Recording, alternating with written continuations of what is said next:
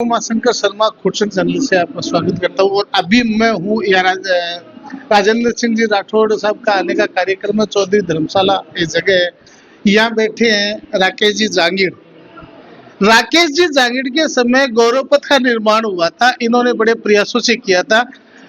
5 साल बाद में गौरव पथ ने अपना पूरा गौरव खो दिया। क्यों खो दिया, उसमें कितने खड्डे हैं, उन खड्डों को भरने का प्रयास किया है नहीं किया, कितना किया, एक बार लिपापोती जरूर की गौरव पथ पे।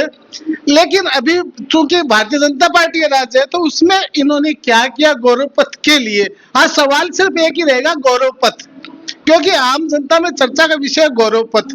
तो गौरव पथ पे राकेश जी जांगीड़ ने क्या किया, जबकि इनकी भारतीय जनता पार्टी की सरकार है।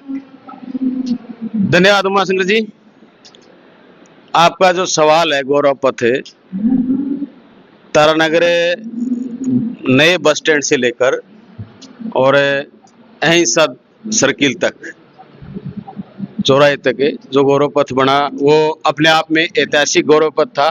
और उस गौरव पथ की छाप पूरे राजस्थान में अलग थी। चूंकि अब काफी लंबा टाइम हो गया और 5 साल पहले की बात है वो, और कोई भी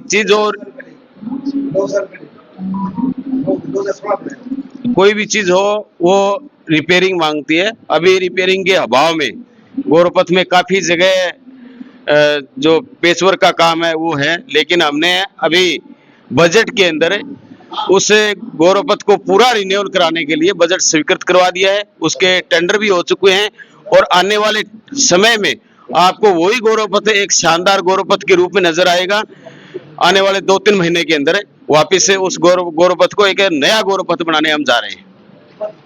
तो आपने देखा वही लिपा पोती वाली बातें सामने आई है कि काम हो जाएगा, टेंडर के लिए हमने लगा दिया है, लेकिन कब टेंडर होगा, कब गौरव पथ का निर्माण होगा, कुछ आने वाला। शंकर जी, लिपा पोती वाली बात नहीं है। कोई भी काम हो समय मांगता है, समय चाहिए और बजट स्वीकृत है। आप पीडब्ल्यूडी के अंदर जाइए, आप देखिए राठौड़ साहब ने शानदार बजट 1 करोड़ का बजट उस गौरव पथ के लिए दिया है और टेंडर हो चुके हैं। आपको अगर चाहिए तो वर्क ऑर्डर ले सकते हैं। आप देखते हैं, सामने बात तो निकल के आई कि टेंडर हो गया, अब गौरव पथ कब अपना गौरव फिर से दिखाएगा। देखते रहिए ये चैनल खुर्सन, आपके साथ इसी तरह के अनेक वीडियो लेके आऊंगा, अनेक समस्याओं पे बोलूंगा।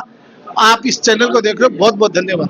तारानगर का जो गौरव पथ है वर्तमान में अपना स्वरूप खो चुका है, उसमें खड्डे हो गए और उसका गौरव खराब हो गया।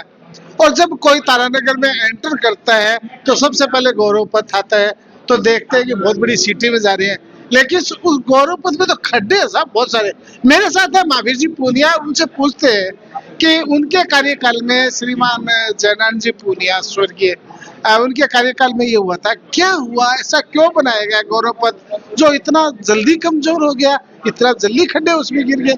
हाँ जी, धन्यवाद उमाशंकर जी। मैं आपको बताना चाहूंगा गौरव पथ के बारे में कि पूरे राजस्थान की प्रत्येक नगर पालिकाओं में, उसमें हमारे प्रदेश की यशस्वी मुख्यमंत्री का एक शहरों को एक नया विकास देने का जो क्रम था, उसके तहत हर नगर पालिका में 2 करोड़ से लेकर 2.5 करोड़ रुपए सी क्लास डी क्लास नगर पालिका कैटेगरी वाइज हमारी नगर पालिका तारानगर को 2 करोड़ 30 लाख रुपए का जो गौरव पथ का जो अमाउंट मिला, सार्वजनिक निर्माण विभाग के द्वारा ये कार्य करवाया गया। और मैं समझता हूँ कि इस समय का जो काम हुआ वो चूरू जिले में नहीं हुआ, अपितु पूरे राजस्थान में एक ऐतिहासिक गौरव पथ बना था।